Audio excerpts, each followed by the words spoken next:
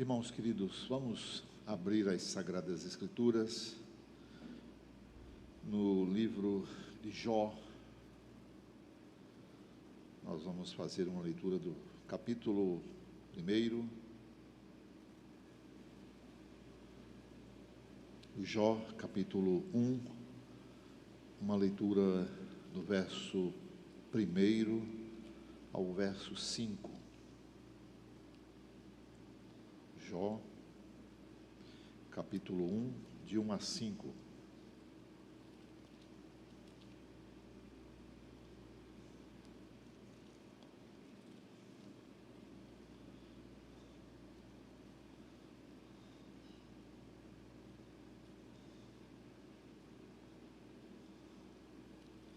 Jó, capítulo 1, de 1 a 5.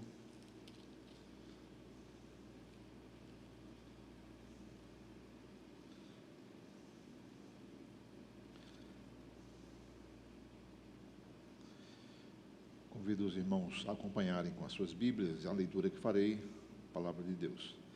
Diz assim o texto: Havia um homem na terra de Uz, cujo nome era Jó, homem íntegro e reto, temente a Deus e que se desviava do mal.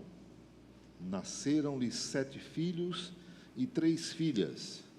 Possuía 7.000 ovelhas, 3.000 camelos, 500 juntas de bois e 500 jumentas. Era também muito numeroso o pessoal ao seu serviço, de maneira que esse homem era o maior de todos os do Oriente.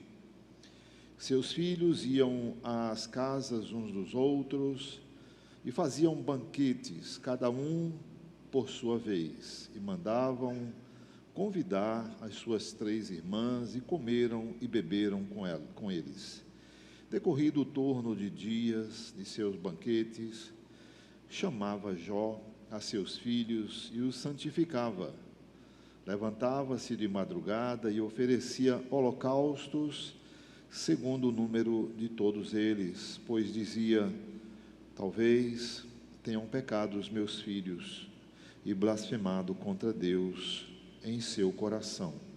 Assim fazia Jó continuamente. Amém. Senhor nosso Deus, bendito Pai, nós te agradecemos pela tua palavra, pelo teu cuidado, porque nesse momento nós temos aberta diante de nós a tua palavra inspirada pelo Senhor, o livro da perfeição, onde nós podemos, ó Deus, entender a vontade do nosso Criador, do nosso Deus, do nosso Redentor. Obrigado, Senhor Deus amado, por esta honra que o Senhor nos concede, Pai, de abrir a tua palavra. Seja o Senhor digno em nos permitir compreender o que está revelado e, ao compreender, tenhamos aplicado em nossos corações, Pai. Pedimos a tua bênção sobre todos nós. Em nome do Senhor Jesus nós oramos. Amém. Meus amados irmãos, esse é um texto que todos nós já devemos ter tido um encontro, devemos ter estudado de alguma forma. Jó é um personagem que é marcado na história não como uma lenda, como um mito, não é. O livro de Jó é um livro de fatos que de fato aconteceram, e nós olhamos para esse texto e não interpretamos como se fosse um livro de historinhas. Não, irmãos, esta é uma verdade absoluta. Tudo o que aconteceu com Jó, o que está sendo mencionado aqui nas Sagradas Escrituras, é palavra de Deus, e Deus não mente. Existem alguns livros que são considerados apócrifos, que eles foram considerados apócrifos exatamente porque contam lendas, porque contam mitos. Mas a Bíblia não tem lenda, não tem mito, é verdade. Nós encontramos alguns textos que eles são apresentados a nós, não como, às vezes sim, nós encontramos algumas alegorias, algumas histórias como no caso as parábolas que o Senhor Jesus conta, mas é para revelar verdades que ele quer apresentar.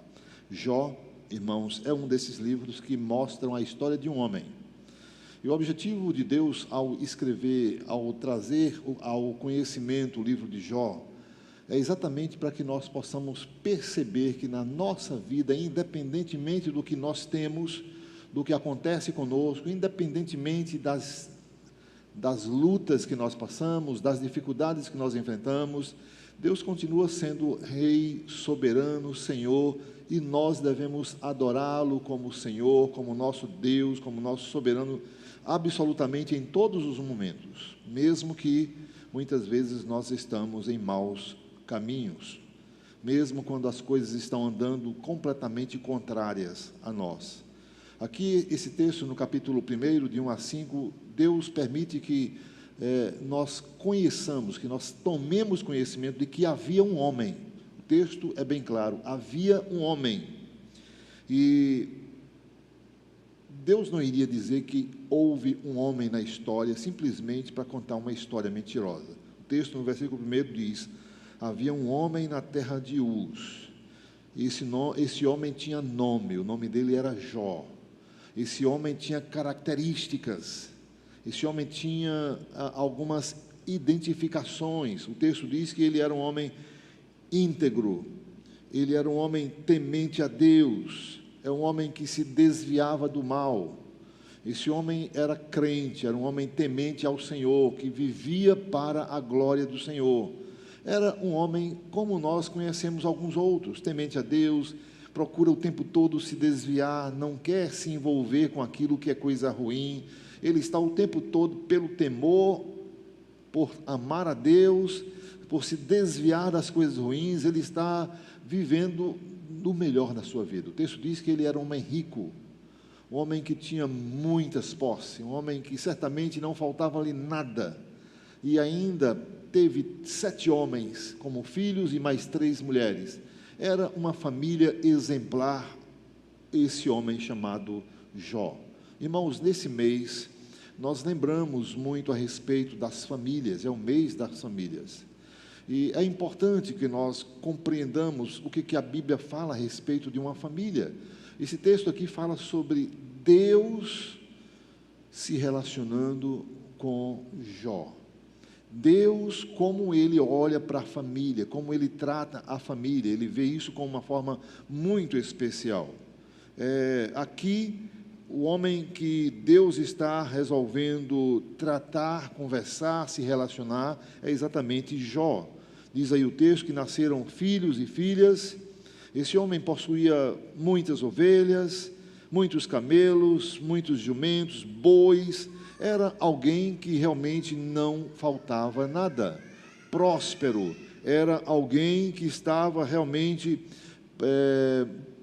com muitas posses, muitas pessoas estavam ao seu serviço, ele era patrão de muitas pessoas, e o texto no final do versículo 3 diz que era um homem que também era um dos maiores de todos os homens do Oriente. Era o maior, era o que mais possuía, era a pessoa mais poderosa, o mais rico, mais poderoso de todos os homens do Oriente. Seus filhos tinham práticas, como os filhos de hoje também têm. Muitos pais, quando têm os seus filhos em casa, os pais, eles conseguem reunir seus filhos, e os seus filhos seguem os exemplos dos pais. Hoje, muitos pais, depois que os filhos se casam, eles vão embora e eles têm a sua própria vida. Eles vão ter seus filhos e eles vão reunir os seus filhos e vão cada um ter a sua vida independente. Mas veja, irmãos, aqui o comportamento de Jó era interessante, porque vai mostrar como que deve ser o comportamento dos pais nos dias de hoje também. E que, infelizmente, isso tem se acabado. Isso está caindo no esquecimento. Jó tinha a prática de reunir seus filhos, porque os seus filhos tinham as suas vidas. De vez em quando eles se reuniam, periodicamente se reuniam na casa de um dos filhos para fazer festas. e traziam as suas irmãs, e ali eles comiam, bebiam, faziam festas.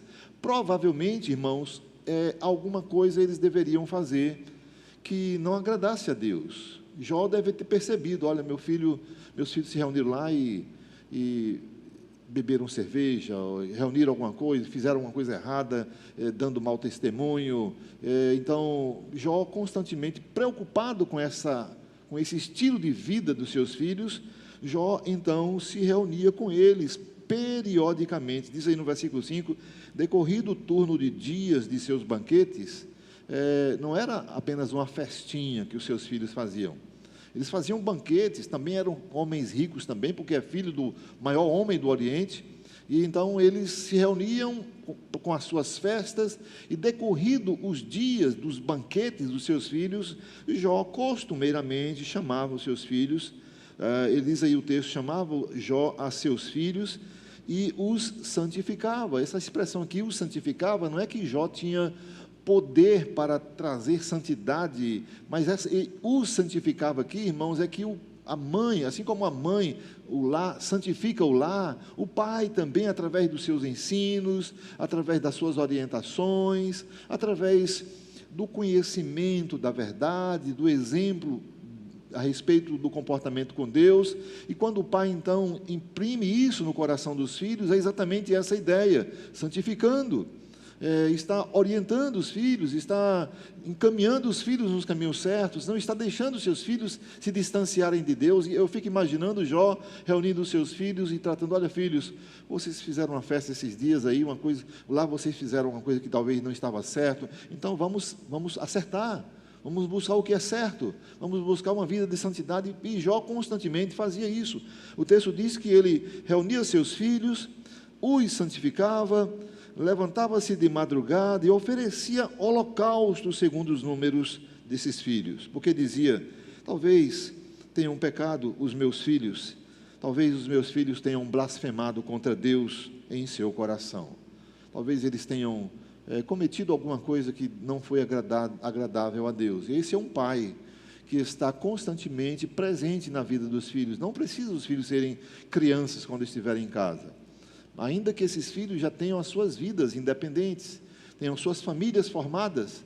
Eu sempre tenho falado, irmãos, que nós não somos pais que abandonam os seus filhos deixam de honrar, de respeitar os seus pais, porque eles já saíram de casa. Não, eles continuam obrigatoriamente com a responsabilidade de olhar para os seus pais e dizer, Senhor, meu pai, eu tenho que respeitar, diante de Deus eu tenho que honrar, e o pai tem que entender que essa é a responsabilidade dele também, que ele não deixou de ser pai depois que o filho ficou grande, depois que o filho se tornou adulto, teve filhos e filhas. Não, esse pai, essa mãe precisa continuar presente. Foi assim que Jó exatamente se comportou.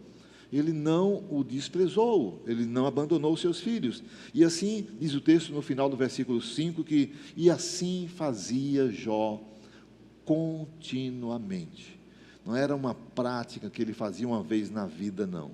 Era algo que eu diria, era como um ministério, como uma missão que constantemente ele, como pai, tem que fazer com os seus filhos.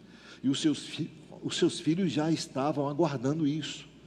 Cada vez que os filhos faziam uma festa, eles imaginavam, meu pai vai chegar, meu pai vai nos reunir para tratar com a gente, para ver se a gente errou alguma coisa e tal. Então, tinha esse momento em que havia uma prestação de contas, né? Havia um momento de pastoreio, havia um momento de conversa, de debate e, sobretudo, de busca por santidade.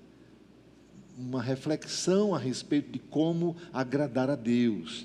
O que eu fiz que precisa ser, meu pai vai me orientar para que eu não possa fazer de novo. Constantemente Jó, ele tinha essa abertura com os seus filhos. Irmãos, isso nos mostra que através dos pais, Deus está presente nas famílias. É incrível, mas é exatamente esta a realidade. Deus está presente na família através da liderança dos pais. quando a liderança paternal, quando ela deixa de existir, quando ela esmorece, os filhos perdem a noção da seriedade, do temor, da reverência e da santidade para com Deus. Isto é uma grande realidade. Nós, pais crentes, precisamos entender a grande responsabilidade que está sobre nós, na nossa missão com os nossos filhos. Ah, mas o meu filho, ele é da igreja tal, ele já está lá a sua vida, tem a sua independência, eu não me misturo, eu não vou me envolver mais. Não, irmãos, nós somos pais enquanto existirmos. Ao morrermos, sim, nós não voltamos para resolver problema com os nossos filhos, mas enquanto existirmos, o nosso exemplo, a nossa palavra sempre será autoritativa diante dos nossos filhos. E esse modelo nós vamos encontrar em toda a história bíblica. E modelo tanto positivo, como no caso de Jó, como modelo negativo, de filhos que não respeitam, que não honram seus pais. São filhos que são marcados pelo castigo, pela repreensão, pela maldição.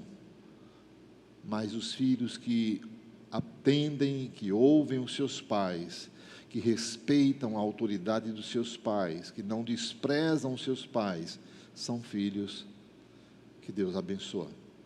E Paulo, escrevendo aos Efésios, diz que o filho que honra o seu pai é um filho que vai ter vida longa, repetindo assim aquilo que prescreve a lei através de Moisés. Viverá bem, viverá muito sobre a terra. Aqui, meus amados irmãos, a gente pode perceber que Deus está presente na família. E essa família, que como qualquer outra família, nós não estamos aqui defendendo que pelo fato de sermos crentes, de sermos uma família da igreja, não significa que nós não temos problema, como qualquer outro segmento da sociedade. A família, ela tem uma particularidade. A família também, ela tem seus problemas. Muitas famílias sofrem terríveis danos. Muitas famílias estão passando por muitos problemas, irmãos. Isso acontece sim. Muitas famílias estão se perdendo, se esfacelando. Até mesmo, irmãos, muitas famílias estão se desmanchando por causa de problemas. Muitas famílias estão deixando de existir, porque não resistem às pressões do dia a dia, das dificuldades que surgem. Muitas famílias deixam de existir. Aquilo que iniciou de uma forma firme, forte, mas muitos acabam se deixando ser levados pelos problemas e não mais existem.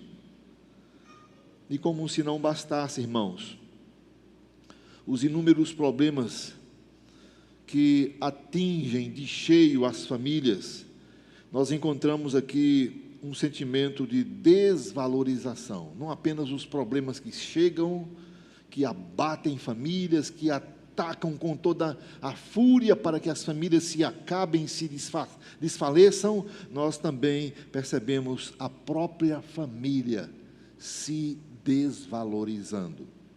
Muitos lares que não mais têm o cuidado de se reunir para dizer: esta é a nossa família. Jó constantemente está fazendo isso. Periodicamente ele está reunindo sua família, seus filhos e filhas, para dizer: filhos, aqui é a nossa família, é onde nós vamos tratar as nossas dificuldades com Deus. Aqui é o lugar onde nós vamos buscar santificação para o nosso lar, para a família. E, irmãos, o mundo está brutalmente atacando a nossa família. Está buscando de forma grosseira e brutal tirar o verdadeiro sentido da família. E em decorrência disso, irmãos, surge o divórcio. Em decorrência disso, aumenta cada vez mais o índice de separações, por causa dos ataques de fora e por causa da própria desvalorização dos membros da família. Eles não mais querem se sentir uma família unida. Não vale mais a pena ficar lutando com tantos problemas, com tantas dificuldades. Então, cada um vai fazer o que está bem no seu coração, cada um vai agradar a si próprio e não quer mais se envolver com família, porque é um lugar que tem muitos problemas. O pai é problemático, a mãe é problemática, o irmão, enfim, é briga e confusões, e a cada vez mais isso está se desfacelando. Não há mais a preocupação, e aí o divórcio, o aumento cada vez mais do número de separação é notório. A gente vê uniões pecaminosas, união que desonra a Deus, como a união homossexual. Deus abomina, Deus condena, e esse tipo de união está proliferando cada vez mais, como se fosse uma pandemia. Esse movimento de homossexualismo, esse movimento de defesa da nova família. Esses dias eu estava ouvindo um senhor dizendo, um senhor que quer ser mulher, mas é homem, ele dizendo: olha, nós estamos vivendo numa nova humanidade. Nós não somos mais aquela humanidade passada, retrógrada, não, nós somos um povo novo, como se o ser humano ele fosse autônomo para tomar decisões e mudar o que Deus criou, como se isso não fosse acontecer nada. As pessoas estão imaginando que estão vivendo uma nova humanidade. Irmãos, é duro ter que admitir, porque a tolerância é que nós, pelo que temos visto acontecer, a tendência é que nós vamos experimentar dias cada vez piores. Deus tenha misericórdia e graça, mas a toada do que está acontecendo com a humanidade em relação a valores familiares, isso está cada vez mais entrando numa rota de colisão com a lei de Deus. Está cada vez mais direcionando para combater os valores principais. Meus irmãos, eu não sei se vocês têm acompanhado, como de vez em quando eu acompanho, famílias hoje não querem mais, mulheres não querem mais ter filhos, quer mais ter trabalho em parir, em ficar grávida e ter um neném. As mulheres estão querendo ter agora filhos reborn, né? Eu quero fazer o parto, mas uma criança, um filho reborn, um boneco de plástico. Aí vai ter o parto, vai ter médico que vai atender essas crianças. Ela vai lá para uma clínica para esse tipo de gente, esse tipo de boneco. Então veja a cabeça da humanidade hoje. E isso tem sido muito divulgado. Isso é algo que tem chamado muito a atenção de muitas pessoas.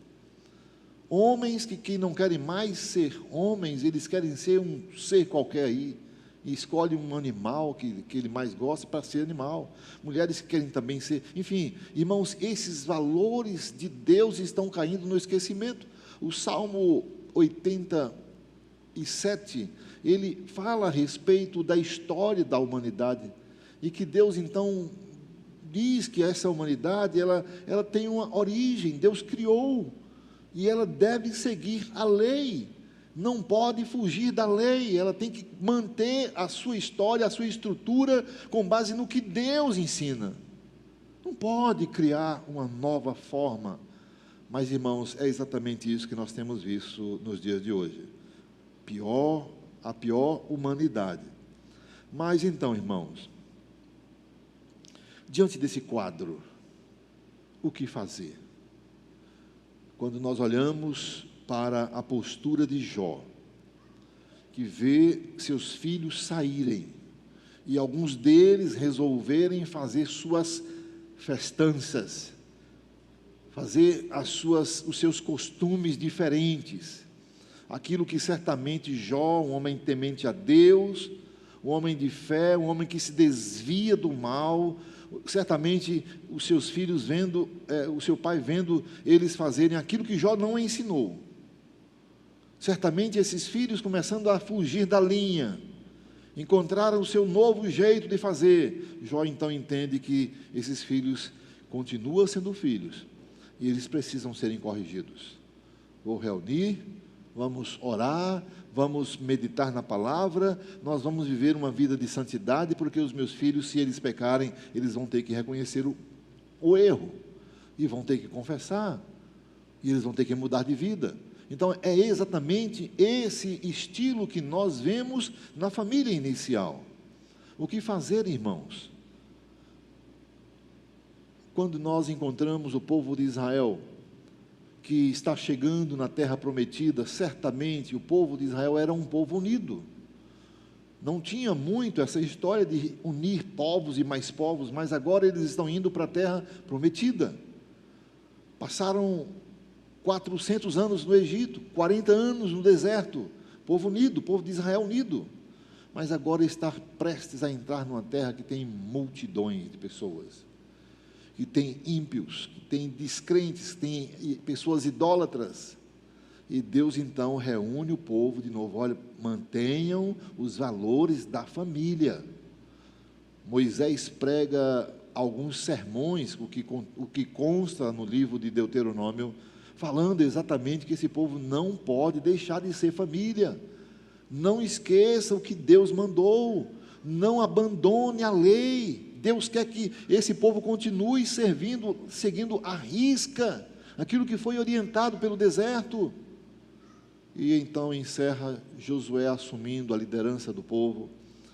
E no capítulo 24 do livro de Josué, nós encontramos uma postura de Josué. O que Josué disse quando o povo de Israel ficou ali em dúvida se servia a Deus ou aos deuses falsos. Porque o povo estava ali ainda sem saber o que fazer. O povo de Israel prestes a entrar na terra prometida, muita gente forte, muitos gigantes, muitas pessoas que eram atrativos para eles, porque poderia dar mais proteção, e o povo então fica em dúvida se continua servindo a Deus ou se vai seguir a esses outros povos que estão ali, aos deuses falsos. Josué, então, no capítulo 24, versículo 15, diz: porém, se vos parece mal servir ao Senhor, quando Josué diz se vos parece mal, é porque para muitos deles entrar na terra prometida e continuar servindo ao Senhor não era coisa boa, parecia mal. Alguns já estavam questionando isso, assim como muitos pais dentro da sua própria casa enfrentam isso com os seus próprios filhos. Muitos pais dizem: filhos, vamos servir a Deus, vamos hoje para a igreja, filho, vamos ao culto, não vamos abandonar. E os filhos ficam lá com raiva: é muito mal ir para a igreja hoje, eu não quero tal. Então, parece mal alguns servir ao Senhor, mesmo com pais que dão exemplo de vida, mas há muitos filhos que dizem: não é bom, eu não quero servir a Deus. E Josué então diz: olha, se vos parece mal, Josué 24:15, porém, se vos parece mal servir ao Senhor, aí Josué diz: escolhei hoje a quem sirvais, se aos deuses a quem serviram vossos pais, que estavam da além do Eufrates, ou aos deuses dos amorreus em cuja terra habitais. Se vos parece mal servir ao Deus verdadeiro e querem servir aos deuses que seus pais adoravam antes do Eufrates, ou esses deuses desses povos que estão aí na terra prometida, se vocês querem servir a ele, escolham hoje. Aí Josué conclui dizendo: porque eu e a minha casa serviremos ao Senhor.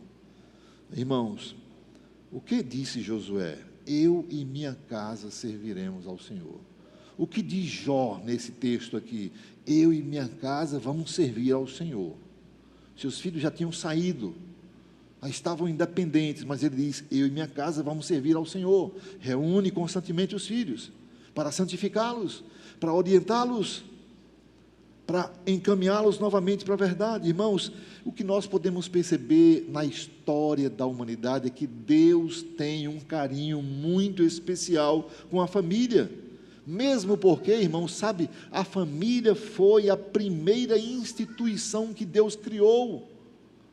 Primeiro, Deus olhou para toda a humanidade, e depois que Ele criou tudo, que fez tudo, a terra, o cosmos, fez o homem, fez a mulher, a primeira coisa que Deus criou foi um casamento, foi uma família. Esse foi o primeiro projeto de Deus, irmãos, porque esse foi exatamente o que revelou um cuidado, um amor muito especial. É exatamente na família que nós aprendemos as mais valiosas lições de vida, irmãos. É na família que nós aprendemos os maiores princípios para realmente, para enfrentarmos, para batalharmos as coisas da vida. É dentro do lar que nós aprendemos. Há muitas pessoas que vivem em lares que nada disso está sendo ensinado. O desvalor da família já se tornou tão grande que os filhos, eles saem e não aprendem nada para enfrentar a vida. Eu gosto sempre de falar que o livro de Provérbios é o pai ensinando para os filhos a respeito do que ele tem que aprender da vida quando sair, quando for embora. É na família que se aprende, irmãos, as valiosas lições para você enfrentar a vida. É na casa, é no relacionamento com pai, com mãe, é no relacionamento com os irmãos, é nessa célula especial que Deus criou. É aí que você vai encontrar a aula, o curso, o ensinamento para enfrentar tudo na vida, é no lar. Mas veja, irmãos, a desvalorização da família, o desprezo aos padrões familiares, vai causar o quê? Vai causar pessoas que vão entrar no mundo sem preparo nenhum. Filhos que vão resolver se casar ou se amaziar com alguém, e aí começa uma família sem qualquer noção do que é família. E é aí que começa a surgir exatamente as grandes corrupções no mundo. Pessoas que não aprenderam em casa e então entram no mundo completamente despreparado. Jó se preocupou com isso.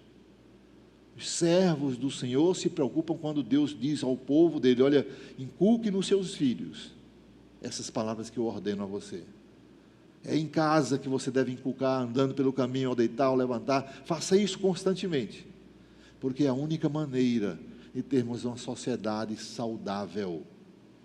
Quando isso é inexistente na família, nós vamos ter uma sociedade corrompida, um povo rebelde, um povo se distanciando cada vez mais da verdade. Irmãos, é portanto na família que nós aprendemos.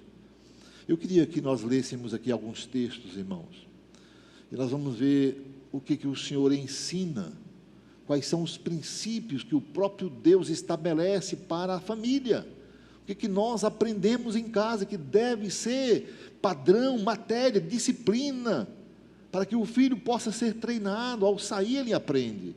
Veja, por exemplo, Provérbios, capítulo 22, aquele texto bem conhecido, Provérbios 22, versículo 6, o que diz lá? Provérbios 22, 6, o que diz? Todo mundo sabe. Ensina a criança no caminho em que deve andar, e ainda quando for velho, não se desviará dele.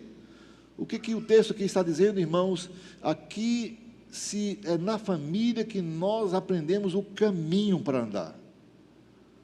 Como é que a pessoa enfrenta a vida, sai de casa sem saber que caminho ele vai andar? Sem os seus pais inculcarem nas suas mentes: olha, filho, o caminho é esse. Muitos filhos saem sem aprender absolutamente nada.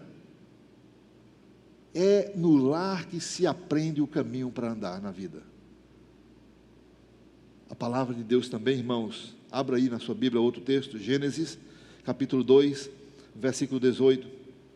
Nós também aprendemos, irmãos, é no lar, é na casa, nós também aprendemos a respeito do casamento. Gênesis capítulo 2, versículo 18 disse mais o Senhor Deus: não é bom que o homem esteja só, far-lhe-ei uma auxiliadora que lhe seja idônea.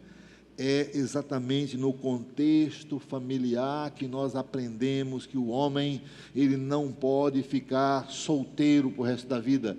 É no contexto familiar que nós aprendemos que o homem deve procurar uma mulher crente, uma mulher idônea, uma mulher temente a Deus.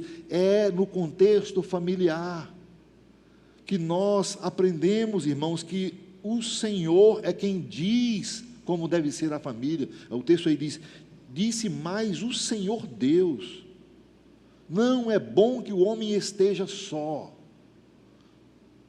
eu vou fazer uma auxiliadora para ele.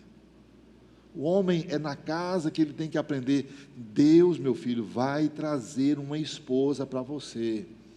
Espere no Senhor. Muitos filhos em casa, eles deixam a orientação paterna, deixam de orar, deixam de buscar o Senhor para ir para as festinhas, para ir para o mundo, para ir para as programações extra-igreja, para encontrar uma mulher, para encontrar uma esposa.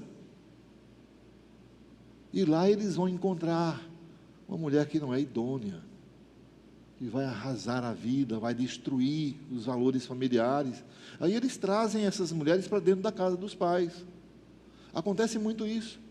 Filhos que não aprenderam o caminho da vida, eles vão lá, ao invés de esperar o Senhor mandar uma esposa ou um esposo, eles não esperam isso e vão atrás. E quando quebram a cara, o que eles fazem?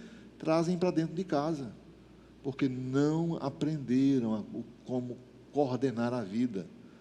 E aí, meus amados irmãos, isso é um problema que nós estamos vendo nos dias de hoje. A deterioração da família exatamente tem acontecido porque filhos não aprenderam a vida, não aprenderam o caminho da vida, filhos não esperaram no Senhor, filhos não aguardaram a providência de Deus para ter um marido, para ter uma esposa. Eles vão atrás no paganismo, eles vão atrás daqueles que adoram seus outros deuses.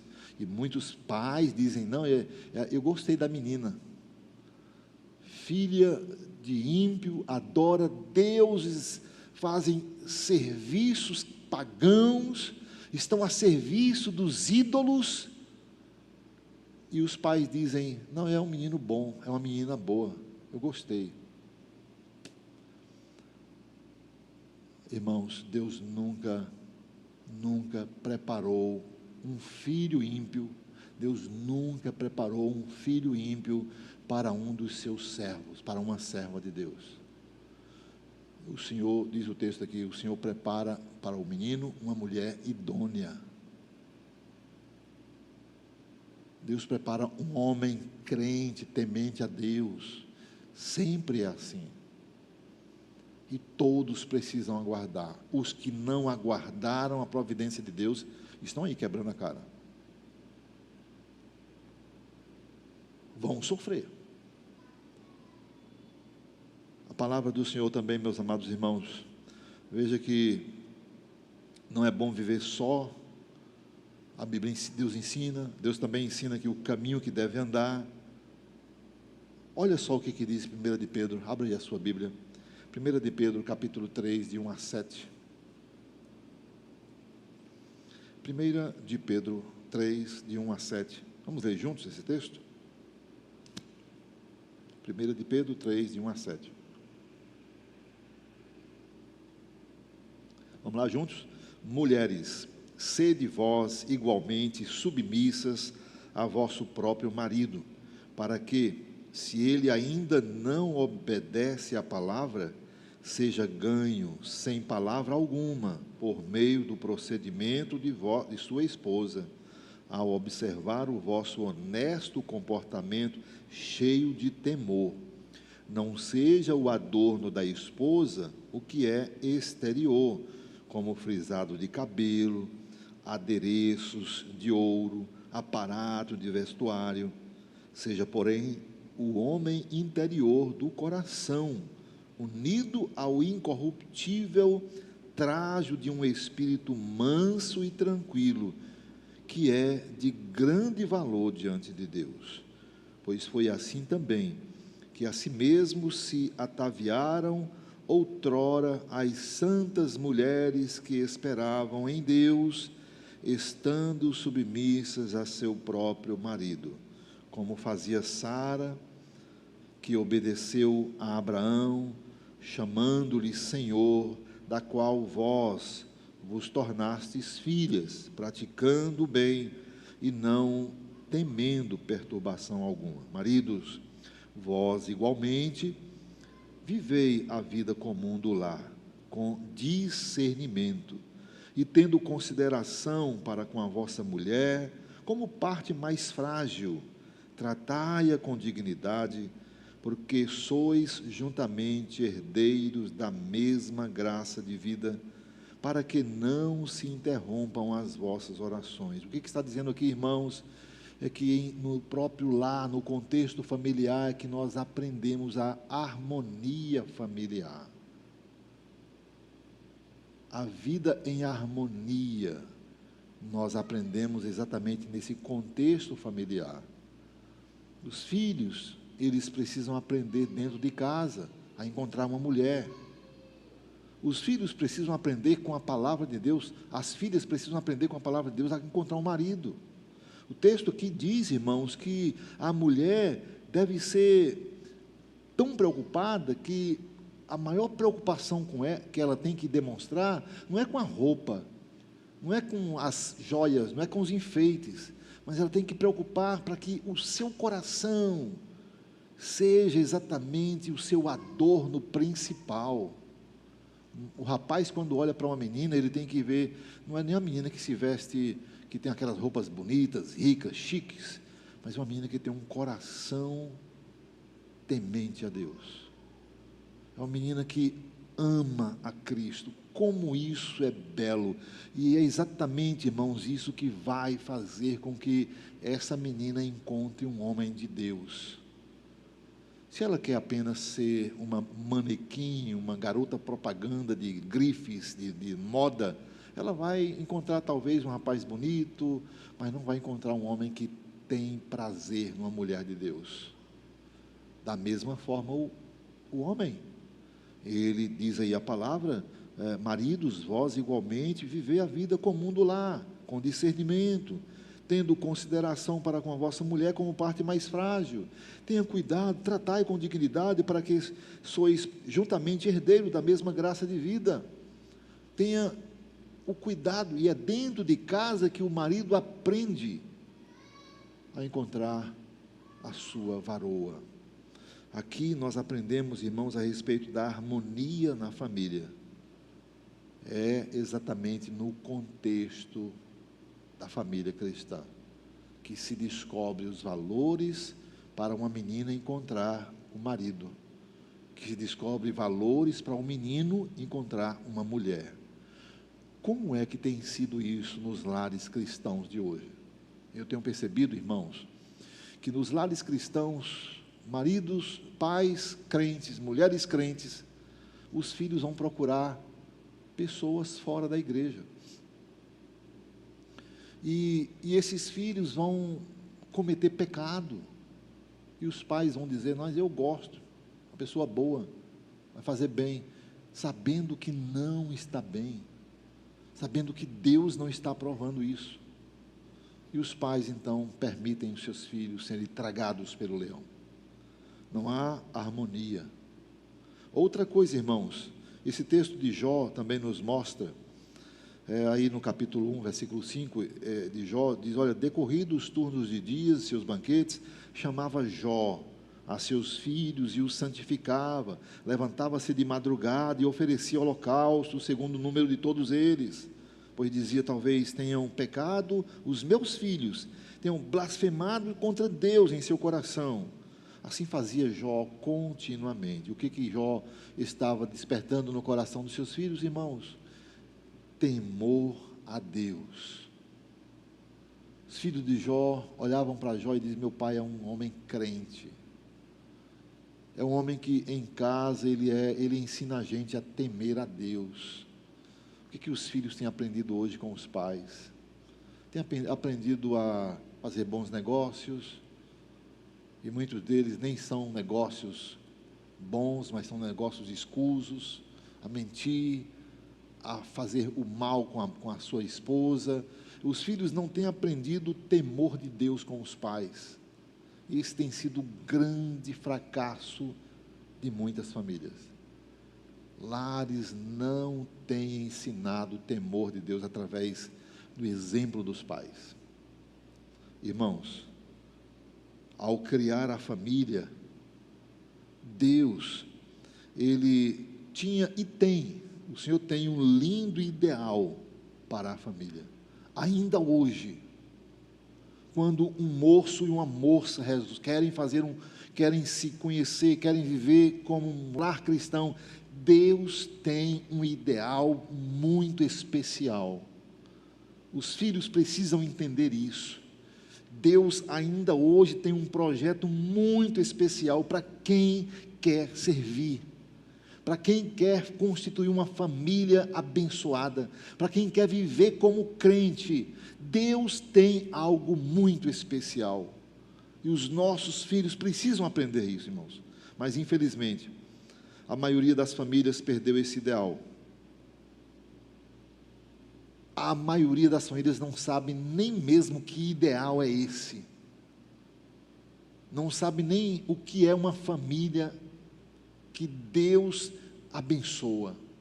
Muitos casam sem sequer saber, porque não aprenderam em casa o ideal de Deus para uma família cristã. Há muitos que estão completamente distorcidos. Irmãos, vamos ler mais um texto aqui da palavra de Deus. O Salmo 128. Nós podemos aqui nesse Salmo 128 identificar, irmãos, os benefícios que recebe o lar que teme ao Senhor. O lar que o pai, a mãe, o filho, a filha, o genro, os netos, e o lar que é permeado pelo temor do Senhor. Quantos benefícios esse lar pode desfrutar. Mas muitas vezes não há o temor de Deus, há carnalidade, há mundanismo, há desprezo à lei. Olha só, o lar que teme ao Senhor. Salmo 128, vamos ler juntos? São apenas 6 versículos, vamos ler. Bem-aventurado aquele que teme ao Senhor e anda nos seus caminhos. Do trabalho de tuas mãos comerás, feliz será e tudo te irá bem. Tua esposa no interior da tua casa será como a videira frutífera, teus filhos como rebentos da oliveira à roda da tua mesa. Eis como será abençoado o homem que teme ao Senhor. O Senhor te abençoe desde Sião, para que vejas a prosperidade de Jerusalém durante os dias de tua vida. Veja os filhos de teus filhos, paz sobre Israel. Veja, aqui o Salmo 128 está fazendo aqui uma abordagem a respeito das bênçãos de Deus para uma família temente ao Senhor.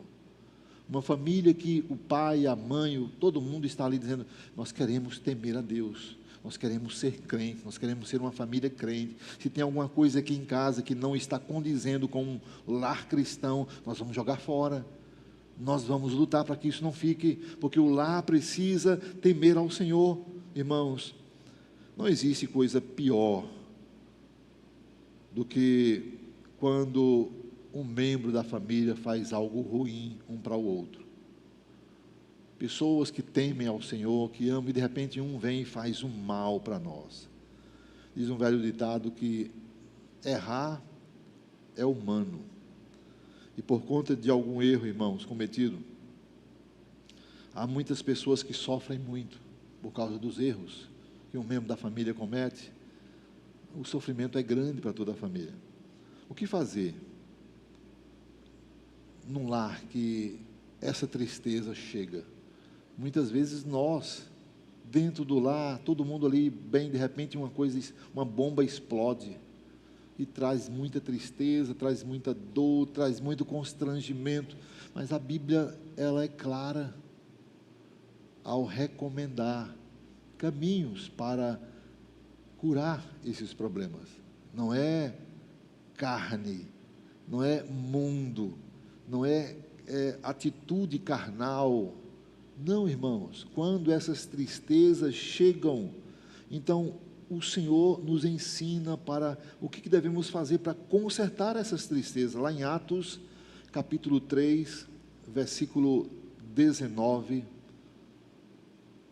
Lucas diz: arrependei-vos, pois, e convertei-vos para serem cancelados os vossos pecados. Os lares que porventura surgiu bombas, explodiu desânimo, trouxe desânimo, trouxe tristeza. Então esse que trouxe a tristeza, toda a família tem que reunir, não é bater, não é falar mal, não é jogar fora, mas é dizer: arrependa-se. Nós somos uma família que temos temor de Deus, nós somos uma família cristã, então arrependa, converta-se. Seus pecados podem ser cancelados. O pai olha para o filho e diz: filho, você errou, arrependa, filho. Nós somos uma família cristã. Para que o seu pecado seja cancelado, converta-se, confesse, arrependa-se e volte. O pai daquele filho pródigo, o filho trouxe uma tristeza tão grande. Um homem que amava o filho, esse filho foi embora, viveu as mais loucas situações da vida.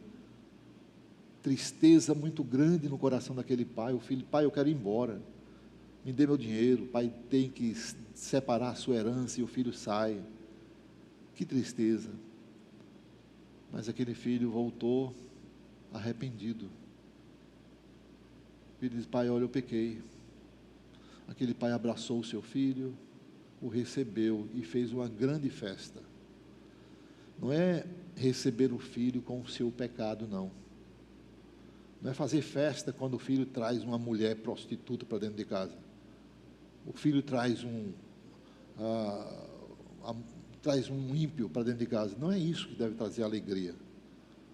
Nisso o pai precisa ser firme. Mas se o filho pecou, foi embora e se arrependeu e voltou, receba. Ele precisa receber o perdão e voltar ao braço do pai. Esse é o princípio para que nós possamos consertar essas tristezas que os filhos muitas vezes provocam em casa.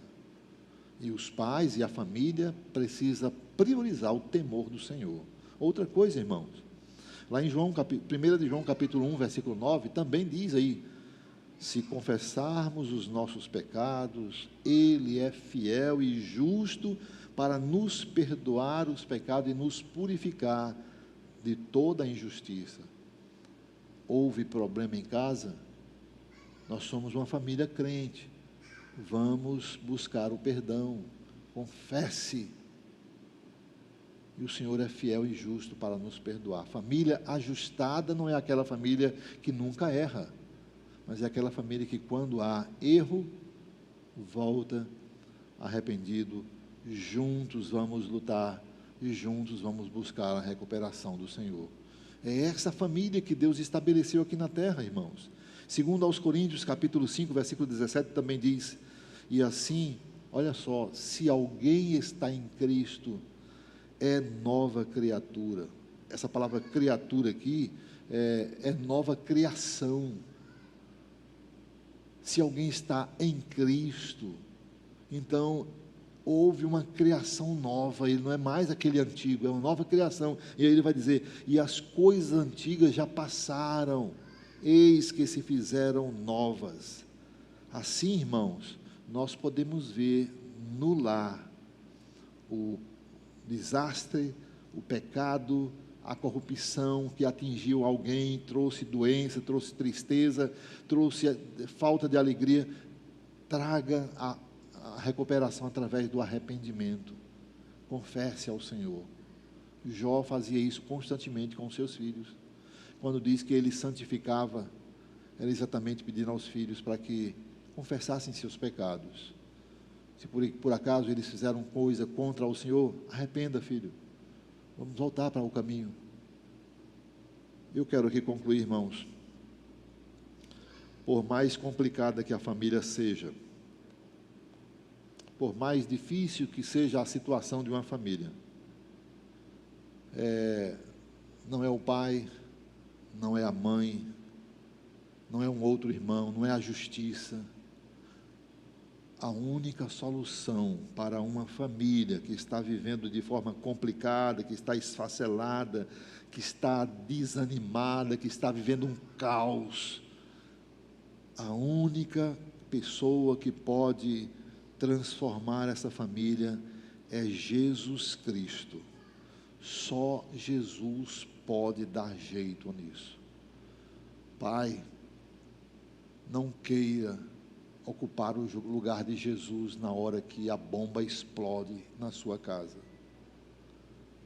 Na hora que um filho apronta e que o mundo parece que está tomando conta dele, cuidado para que o pai ou a mãe não queira assumir o lugar de Jesus.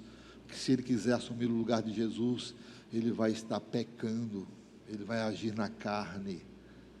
Pai pode sim, ele deve se esforçar, mas é para que a vontade de Jesus seja feita. Se meu filho, minha filha aprontou, Jesus, o que é a tua vontade? O que eu tenho que fazer agora, nesse momento? Só Jesus pode solucionar. Só Jesus pode dar jeito.